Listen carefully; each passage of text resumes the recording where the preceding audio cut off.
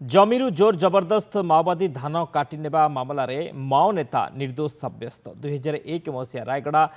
डिमरीगुड़ारे जोर जबरदस्त धान काटी नेबा मामलार राय प्रकाश पाई 22 जनक साक्ष्य ग्रहण कर राय सुनाइला गुणुपुर एडीजे कोर्ट साक्ष्य प्रमाण अभाव टॉप माओ नेता सब्यसाची पंडा दोषमुक्त होती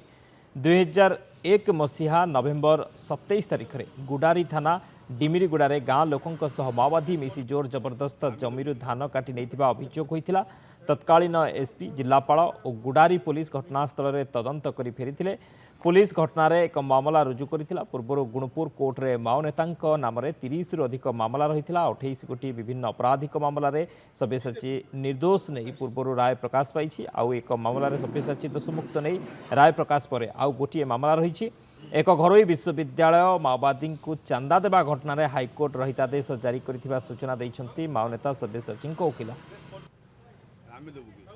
200 लोक एफआईआर